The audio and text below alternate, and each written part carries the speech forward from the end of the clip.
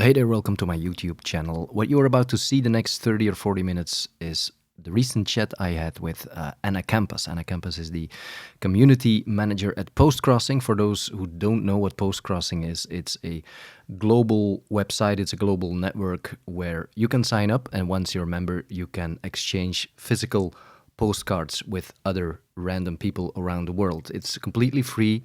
It's completely fun. I've been a member personally of that website, of the platform, since March of this year. This is 2025. And I just love the fact that I can receive postcards from all over the world in my mailbox about, let's say, once a week at least. Sometimes it's more depending on the frequency I write myself. That's something I love, that I receive really nice postcards from all over the world. And I also enjoy writing postcards myself, sending random strangers in other countries these little surprises, so to speak, somewhere on the planet. So that's another aspect I like very much. Now, I was making an audio podcast about postcrossing for my personal podcast, Radio Rules, and I used fragments. I used little quotes, little smaller chunks from the interview inside this podcast episode. But I didn't want to throw away the rest of the conversation. I didn't want to throw the rest of the interview away. It was too interesting, honestly, to let it go to waste. So that's why I'm posting it here on YouTube. An interview with Anna Campos, community manager at Postcrossing. Enjoy. Anna, good to see you. Welcome. Hi, thank you. I tried to explain postcrossing a little bit in a few lines. I don't know if I did a good job, but maybe let's start off with your own explanation for people who don't know postcrossing. What is postcrossing? So I think you did a good job, but Postcrossing is basically an online community of people who are passionate about postcards, about sending and receiving these physical pieces of card paper that can travel around the world. And that's basically it. It's just a platform where we get these people together so that they can send and receive postcards. Right. So the whole idea is, in fact, sending physical postcards, and an art that is kind of lost these days, I presume. How does it work? How does the system or the platform work exactly? Can you describe this? So you register on the website and you create a little profile that says a few things about yourself. And then you say, I would like to send someone a postcard. And then the website will randomly give you someone's address. Could be a kid in China or maybe a grandma in Peru. Anyone can it can be. And so then you will write this person a postcard. You grab a nice postcard, you write a little bit about your day, you say some things you like, maybe what's happening in your country. And along with this person's address, we will also give you a little code that you write on the card. And so then you take this to your post office or you put some stamps and mail it on. It will travel for a few weeks. It requires a bit of patience. And then when it arrives, that person will go to the website and say, I got this postcard and it has this little code on it. And so then we will know that you sent this postcard, that it arrived. And the next time someone comes to the website and says, I want to send a postcard, we will give them your address. And then one Right. day you come home and ta-da, there's a postcard for you. Right, right. And the whole thing is that you only get in touch with one specific person at the same time, right? Because just before I signed up, I was thinking about my privacy, and I thought, oh my gosh, then my address will be shared with thousands of people worldwide. But that's not the case, right? The computer only gives you one address at a time, and you Yeah. only connect with one person, right? Yeah, it's very the connections only happen once. So if you send someone a postcard, you never get a postcard back from that person. Postcarding was not meant to be like a pen pal, a lengthy thing that you go back and forth with the same person. It's just I want to send a postcard to someone, anyone, and then you get one back from anyone also. Right. And the key here is that every postcard you write has a unique code. And once the card arrives in another country, the person who receives the card uses this code to register the card, and then the system knows, the card that Lola sent has arrived, right? And then the system Exactly. resets. Yeah, yeah. Yeah, it's very simple, just a few letters and numbers, and that's it. Yeah.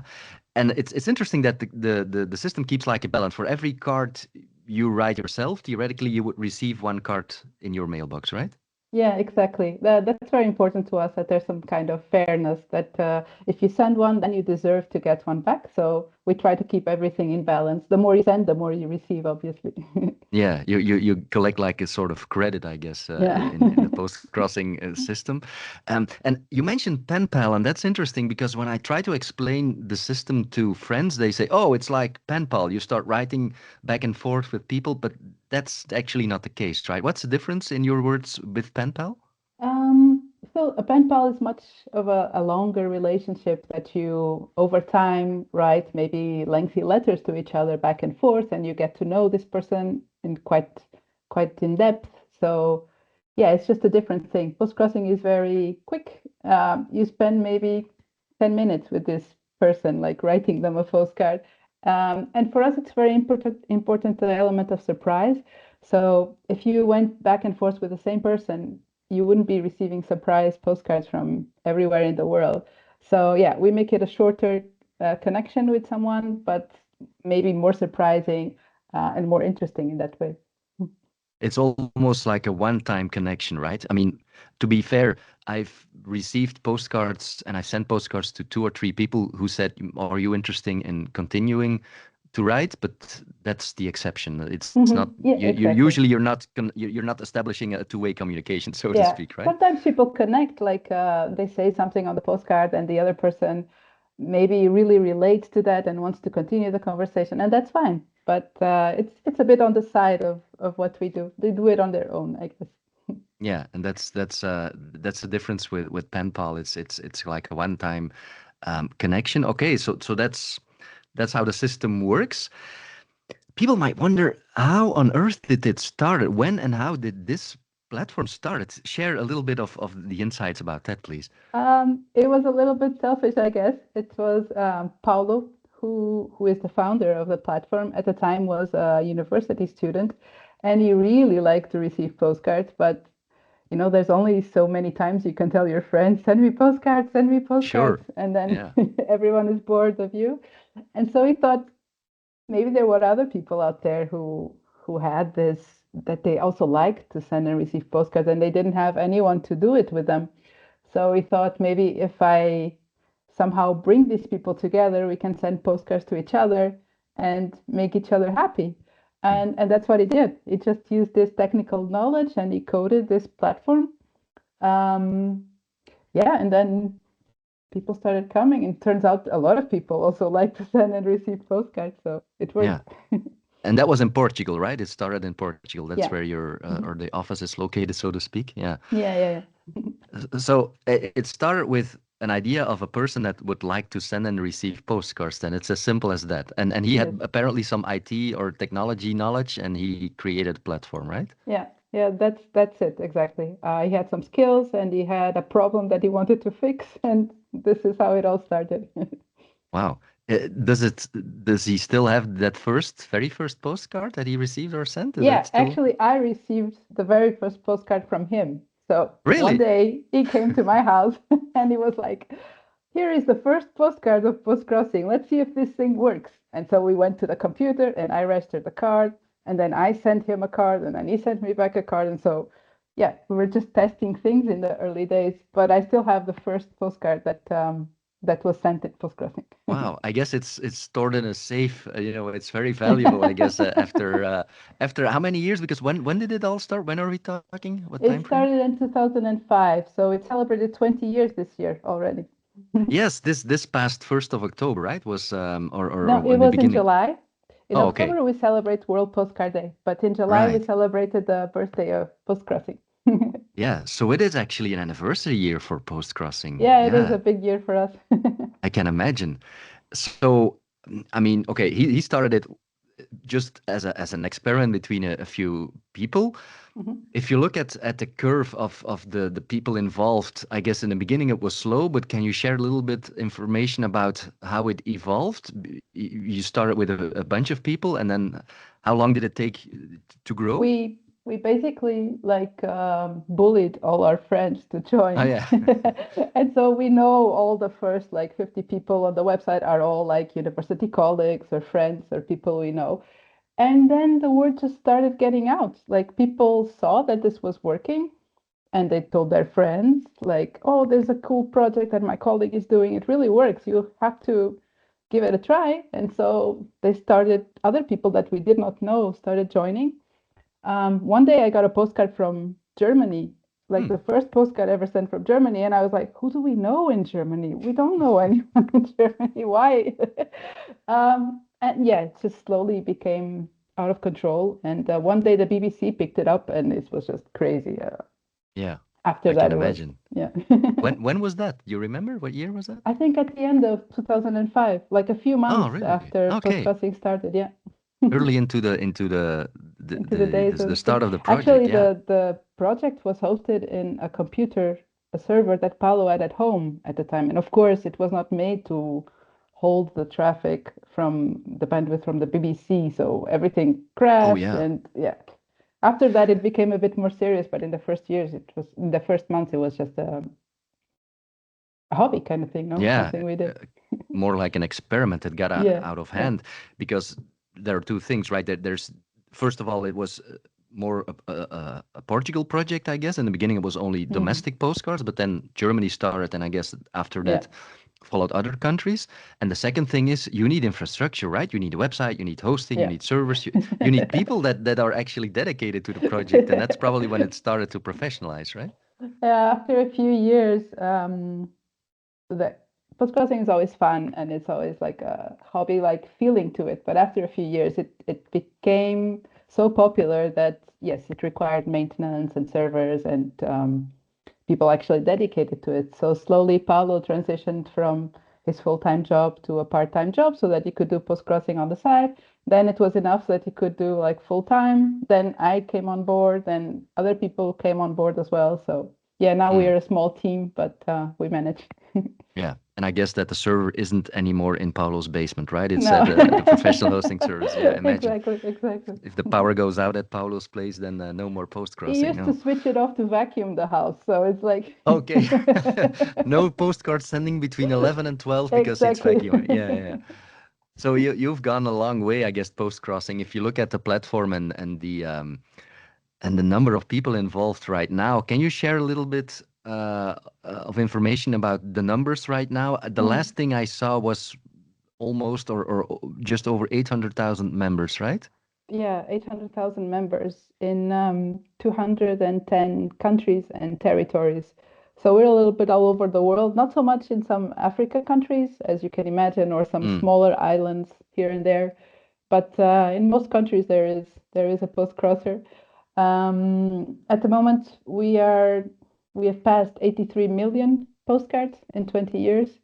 We are averaging maybe a million every 2 years, I think, or something like that. A million Not so postcards sure. sent every year, I'm or not so sure on this part, so don't right? quote me. No. Okay, yeah, but it Uh, doesn't really matter. The numbers are staggering, right? It's mm, amazing how many postcards, how many members there are. So worldwide, over 800,000 people are in the system. yeah, And so if I ask the computer, if I ask the website, give me another address to send a postcard to, then the computer picks randomly yeah, or almost randomly um, one of those 800,000 members, right? yeah, exactly. That's the fun part of it, that you don't know who you're gonna get or where, or this person might be so different from you, and you're gonna have this interaction with them. Wow. And 210 countries and territories. I don't know exactly how many members there are at the UN, the United Nations, but it's virtually worldwide, the system, right? It's Yeah, apart from. we count some special territories that are not really countries but have their own like independence, Mm, as countries like Puerto Rico or something like that, to make it more interesting. But yes, it's quite. We have quite a good coverage. yeah, I can imagine. And okay, so millions and millions of postcards. It's also interesting on the website. You can see the miles traveled, right? Hmm. Like billions of miles have been crossed worldwide with all these postcards going around. Um, Me personally, I think I'm really an amateur. I have 37 postcards sent and I have 40 received, and I still have on my desk a few postcards that I will put in the mail tonight. But if you look at some of the people, it's amazing how many postcards they sent. You actually keep a ranking of the most. avid or popular post crossers, right? I think there's like in every hobby or in everything you do in life, there's like a range of enthusiasm for the thing. So some people are very casual about it and they send postcards when they feel like, and it's fine. Some people are the other extreme. They are like almost part-time doing this every day. They write postcards, they register postcards, and their mailbox is always full, I assume. But yeah, if it makes them happy, if it's fun for them, if they can afford it, because also postage is not super cheap in some countries, then it's all good with us. And the good thing about postcrossing is that it doesn't force you to do anything. You can participate in whatever measure you think is good for you. Like today, I Yeah, feel like sending a postcard, so I will send a postcard. That's okay. that's exactly the nice thing about it. You can do it at your own pace. Mm. For example, the past 2 weeks, I haven't had the time to actually write a postcard, but then when I have a day off, I think, let's see Yeah, what are the options are, and I write 5 or 6 postcards again. So, yeah. um, and it's interesting when I was doing research also for this podcast and this recording, I saw that there's a whole community around postcrossing, not only on your platform, but also on YouTube. There are different people that are actually sharing how and what they write. And you can, some of these postcards are really pieces of art, right? Some Yeah, people yeah. really dedicate a lot of time into writing the postcard and decorating it with all these little things. Yeah, but it's also surprising to us because when Postcrossing was started, Paul just wanted to receive more postcards. So his goal was to get postcards. But then other people enjoy other aspects of this hobby in different ways. So some people really like decorating, for instance. Some people really like going out of their way to finding the perfect card for that person. Some people are more interested in the stamps, so they will arrange nice stamps for the recipient. Some people like to receive the postcards and go, for instance, check what's happening in that country. What does this monument mean? So there's a whole range of interests that can be catered to by postcrossing and which people find interesting. I also like quite the sending and the decorating part of it. I think it's like my little quiet moment that I can just take time to do this. It's nice. Definitely. I invite our viewers or listeners to go up on YouTube and search for post crossing for the keyword because you see a lot of very interesting and nice people that are really taking a lot of time and effort to decorate their cards. I'm more of a kind of just basic information. I always tell a story on my cards, but I don't really decorate them. But maybe that's a male versus female issue. I don't know. Um, I just looked at the stats on your website and it's almost hard to believe, but there's this guy, I guess it's a man from Germany, Will is his name, and he Really, is yeah. Willie, yeah, and he's top ranked. He has sent, and this is hard to believe, 41,056 postcards. Fair fair enough over the last 15 years, but what, he must receive a bunch of postcards every day, right? Those are Yeah, really the I think addicts, so. I guess. Yeah, I guess these people are really enthusiastic about it, but it's nice too. If it gives them something to do, something that they enjoy, for us, it's all good. Definitely. I love the idea that he writes and he receives so many postcards. I guess he's one of the extreme examples, but is there kind of a standard profile for a post crosser? Is there what would be the standard profile of a post crosser if you look at the demographics and the typical profile? Well, one thing is very clear. We are like 80% female, the Oh, community. So really? Okay. it's very female community kind of thing. But somehow the male are more into this competing thing, I guess. And The so ranking you thing. see in the rankings. Right, right, right. Like age-wise, it's difficult to say. The if you make like a graph, the bulk becomes between like maybe 20 and 30 years old. But we also have a lot of children in schools doing this with Hmm. their teachers or with their parents. And we also have a lot of like grandparents that can no longer travel, that have a lot of nostalgia for postcards and mail, and so they do it at home. It's something easy that everyone can do. So it's difficult to profile it like that. I guess they also like Mail. Maybe for some, for younger people, it's more the novelty of it because you don't receive so much mail these days. Maybe for older people, it's more like the nostalgia of a different time where they received a lot of mail. So there isn't exactly a profile, but I guess it's people who like these things. Yeah, now that you mention it, I do receive a lot of postcards from women, from females. I mean, and Mm. also sending it, like you say, it's the balance is kind of tipped over to to the women, I guess. Yeah. And maybe it's my impression, but Germany is well represented in the postcards, right? I do get a lot of postcards from Germany. I don't know what country is the strongest or has the most members. Probably Germany. Not the most members, but the most postcards sent for sure. The Germans Okay. are very enthusiastic about postcrossing, and very early on, Deutsche Post realized that the potential of postcrossing and started spreading the word about it. At one point, they have this little catalog of prices that they put in every post office, and at some point there was like a paragraph about postcrossing in this pamphlet that they had in every post office in the country.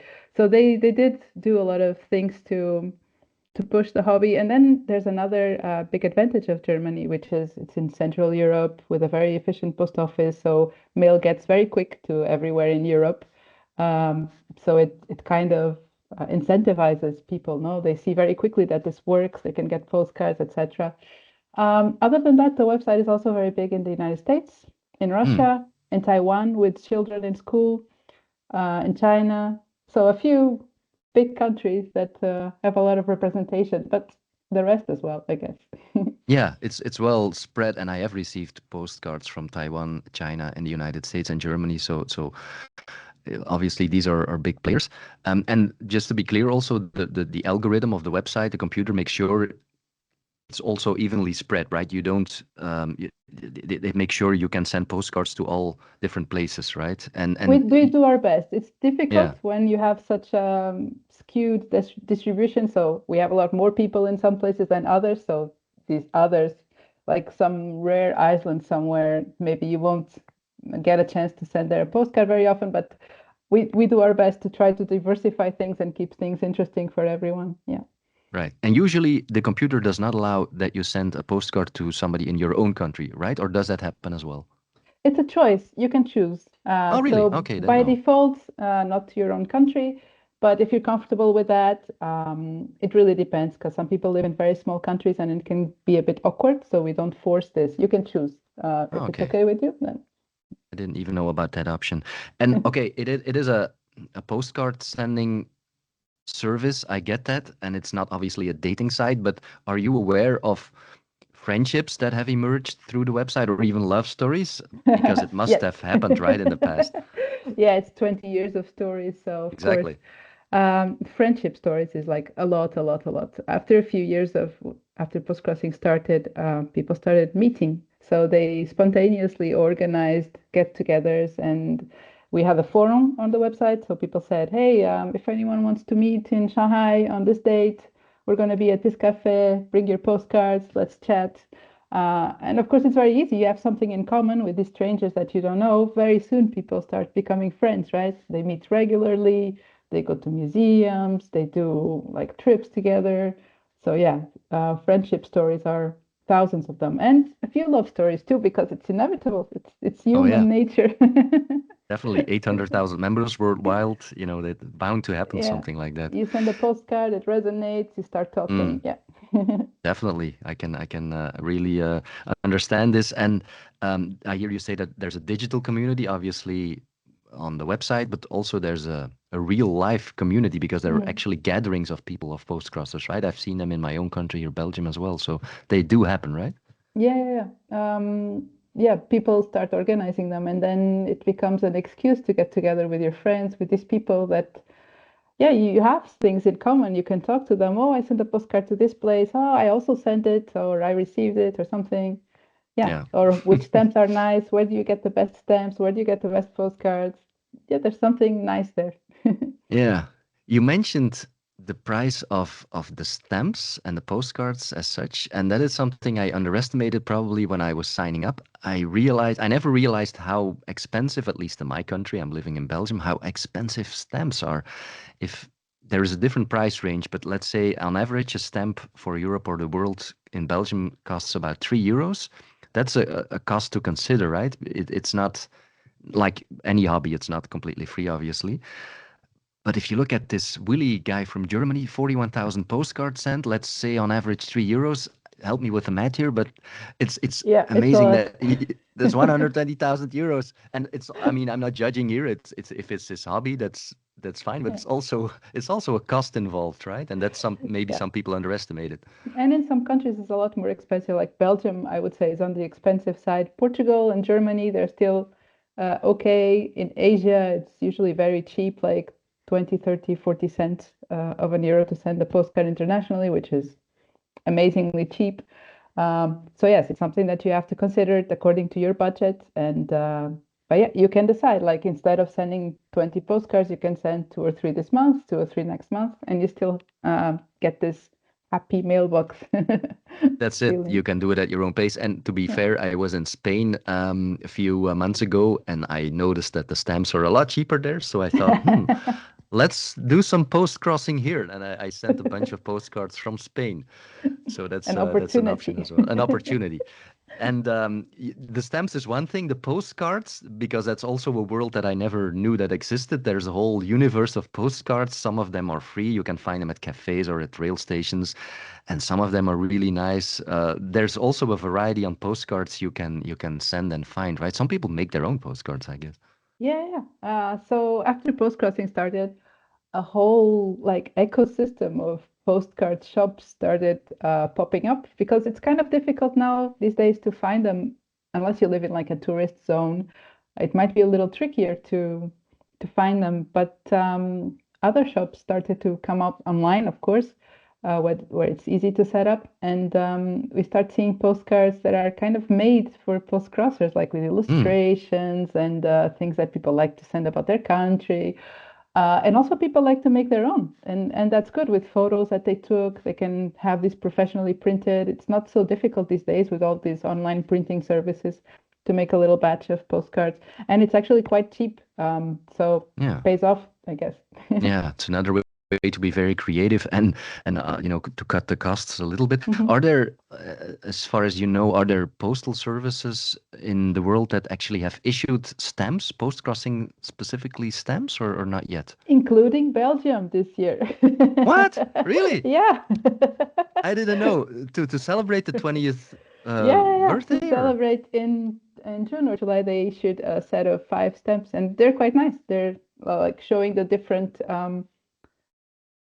parts of post-crossing, like sending, like mailing, delivering, etc. You have to look out for those. They're Oh, quite nice. really? I didn't know. I will look for those stamps. That would be nice to use then. Yeah. But yes, quite a few postal services have recognized and honored post-crossing with stamps, which is always like a very happy moment for the community. Usually, it's Mm, the community itself who's like emailing the or mailing the post office and saying, "We would really like to have a stamp about our hobby. How about it?" And mm. when the post office says yes, then it's like it's a party. Everybody's Right. mailing postcards with these stamps, and it's just happy. Right. According or to you and the team there at Postcrossing, what are your explanations for the fact that it's such a success? Why do you think that Postcrossing is such a success? What are some of the elements according to you? I think it's several things, but at the core, it's something very simple and very human, this connection that you have with other people. I think we live right now in a very digital age, and in a way, maybe we kind of miss this human connection, like spending time with someone else. And postcrossing gives people the opportunity to do that with people who are not so much like us, that are a little bit outside of our bubble. And then instead of receiving like a text message or a photo on the phone, we receive actually something that is tangible, that someone touched and put their time and effort into it. And I think people really appreciate this. Like they keep the postcards, they bring it to their office, they put it on the fridge. I think it means that it's special for them. And I think one of the things that also makes it that people like it is that it's very universal. Anyone, anywhere can do this. If there's a post office and it's working, then for sure you can find some postcard and some stamps. And Yeah, and send someone a greeting across the world. Yeah, and it's really almost like an art that it's getting lost because I remember when I was younger, postcards were kind of the norm when you were on holidays, but these days with all these apps and emails and social media, it's something that is more and more every year. I guess you can see a decline, so that plays along as well, right? I mean, Yeah. Yeah, yeah, but the more something is rare, maybe the more special it becomes in a way. So, true. Yeah. yeah. It's crucial, obviously, that there's a working postal service Hmm. that is actually sending those cards. And I read a few months ago, actually, that was it the Danish Post that is Yeah. stopping with the actual mail distribution. They're just cutting their mail distribution. Obviously, then it's impossible to send or receive postcards to and from Denmark. Is that a risk? I mean, is the future of post-crossing at risk? Do you think that more countries will stop distributing the good old-fashioned classic mail? We don't know. There's for sure a risk. And in these very digitized countries like Norway, like other countries, I assume very modern, everything goes by email, then there's less letter post to deliver. Then at some point it stops making sense that there's an actual person going to every mailbox to deliver 2 or 3 letters a week. So yeah, there's that risk that if the post office stops working, then there's no post crossing. But I think in most countries we are still very far from that spot. We are still seeing very enthusiastic postal services and being heavily used by the people in those countries to send mail to postal services that are issuing like innovative stamps, uh, doing new things with technology. So we're kind of hopeful that things will continue, and also that in Denmark that someone will take over PostNord's service and continue delivering mail. We'll see. That's true. Yeah, you never know. And here in Belgium, the frequency at which the post works is reduced, so they're not coming by every day anymore. But at least, I guess, my opinion is that there will always be a basic service, and maybe you'll get once a week, maybe your postcards or your letters. But I don't think that here in Belgium they will be cutting it off completely.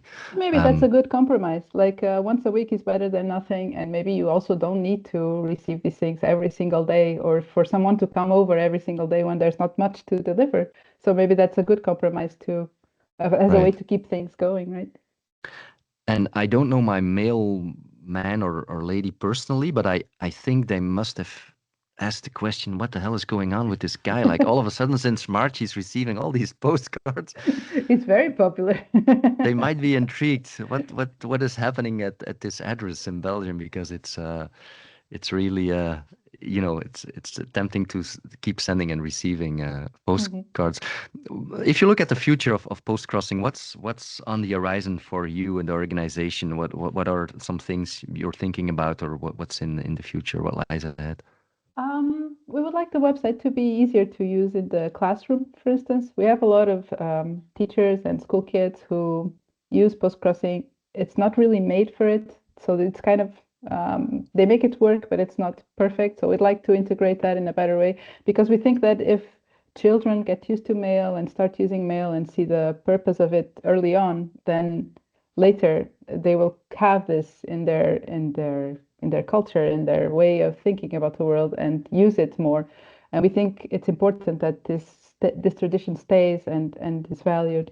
Also, we organized the World Postcard Day for the past 6 years. Nobody was celebrating postcards with a International Day of the postcard, so we decided to launch it, and it's been a huge success. Um, yeah, I don't know. Yeah, We'll just keep going, finding new ways to celebrate postcards yeah. and connect people. I like the way that there are also classes and young people involved because something I noticed that handwriting a card on a little piece of real estate, a little short and small amount, is not that easy. Handwriting is kind of going away because you do everything on your phone these days or by email. Yeah, But but at the same time, it's easier than writing like a long composition on school, on your notebook, or writing a letter. So it gives you a very short um, space to write just a few sentences about yourself. And also, teachers use postcrossing in surprising ways, like to put the kids practicing English. So they have to write, "My name is, I am, I don't know how many years old, I live in." It's a very simple format, And also when they receive a postcard, they have to like study this little text and see what it says. Do they understand it? Or for instance, to study geography. So they get Yeah. a postcard from somewhere in Africa and it's like, where is this place? What does it show on the image? What is the stamp about? What are they celebrating? There's a lot of questions that can come from a simple postcard, no?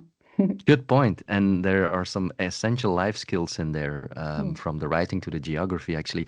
One of the first things I always do when I see there's a new postcard in the mailbox is turn it around and look at the stamp and then try to Yeah. figure out where is it coming from? Where is it coming from? My most recent postcard was a few days ago, was from Finland, actually. So that Mm. was really nice. Um, I wonder, and this is specifically about the organization Postcrossing.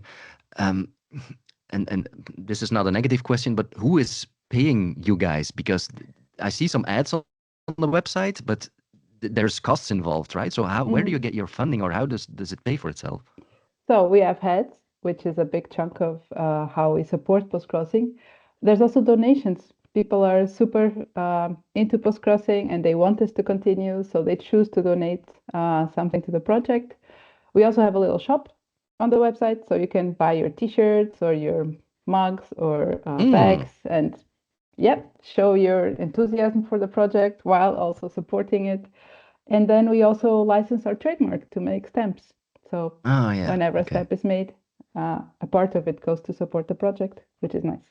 Nice. And are you all volunteers, or like for example, Paulo, is he working full time for Postcrossing, Yeah. or is it still a hobby? No, it's guys, it's his We job. have two people working full time, me and Paolo, and also a few others who work part time. So not volunteers, part time workers, a little bit around the world because the community is global and we need to cover this.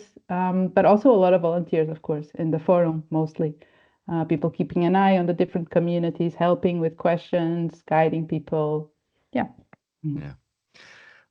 One question that arises with me, and I'm really an amateur, and I'm only 40 postcards into the whole thing, but how many of the cards get lost or never arrive? Because that is sometimes an issue, I guess. Some Yeah. countries are maybe more susceptible to these kind of things, but sometimes a postcard gets lost, right? hmm I don't have specific numbers for you, but Mm. I can tell you it's a very small percentage. Like in 100 postcards, maybe one or two will get there late. Most of the time, actually, they get to, a person might think, oh, it's lost. It's not. It's still traveling, went somewhere else to visit something and then came back. Mm. Um, yeah, but a small percentage of postcards will get lost and never arrive for a number of reasons. Maybe the person moved, or maybe there was a flood in the area. Maybe something happened. We'll never know. Mm. It's kind of normal when you use the postal system that there's some, yeah. Yeah, glitches everywhere, like in Yes. everywhere in life. There's never a guarantee in life, Yeah. especially not in a postal system.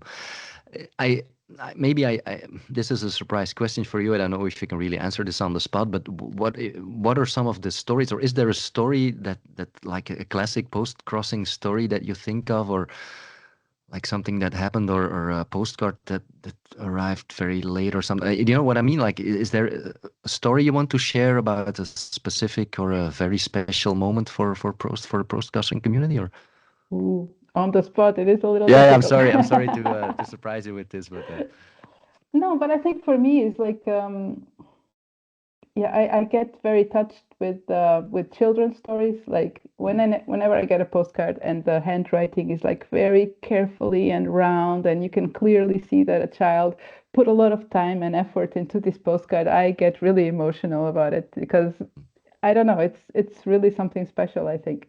Um, but also like when people tell me that they sent a postcard to someone, and in this first postcard the recipient was a stranger, but when the person thanked them for the postcard, they answered some questions on the card or something like that, and then they kept talking, and right now they're friends and they have met, and I don't their children know each other, and I get a little bit touched, like somehow unintentionally we changed these people's lives, and it's always very touching to see the world connecting and becoming a better place, a closer place, um, through something as simple as a postcard, no? that's definitely what it's all about for me, and I guess for a lot of members involved. It's the personal connection, and also the fact that when I'm writing this actual physical piece of paper in my living room that I know that it will be on the other side of the world in a few days or weeks sometimes, but it will actually make a connection. And that physical card that I hold in my hand is going out into the world and is going into the inbox of somebody else in China or the United Yeah. States or Yeah, wherever. the And postal system is a kind of magic. yeah, it is still kind of magic. And I always, you can literally feel the connection when you put the postcard in the mailbox and it starts its journey. It's really about the connection you make, and Mhm. that's really nice. Yeah. Wow. Okay. I think we covered a lot of ground here, from the stats and the whole idea about post crossing the platform as well. Is there something I forgot or something that you want to share, or is there something on your list that you haven't said you wanna mention? No, I think I'm happy. We covered a little bit of everything. I hope people are curious and will give it a try. And I think when they receive their first postcard, they're gonna be, oh, amazing, let's do this again. Exactly. And if people are still in doubt, it is really, like you say, something you can do at your own pace. There's no membership cost involved. It's Mhm. completely free, apart from the stamp and the postcard, obviously, but that's always the case. And you can always try it, and if you don't like it, you just stop, right? I mean, but Yeah. I'm sure that people will like it. So where can people find it? The website, So it's www.postcrossing.com. as simple as that, Yeah. postcrossing.com, where all the information is. All right. Great. Anna, thank you so much for taking the time to talk to me today and for explaining the whole post-crossing system. And I hope that the system keeps going for many, many years, and I will keep writing postcards. Thank you so Ah, much for thank you. joining us. All right. Take Thanks. care.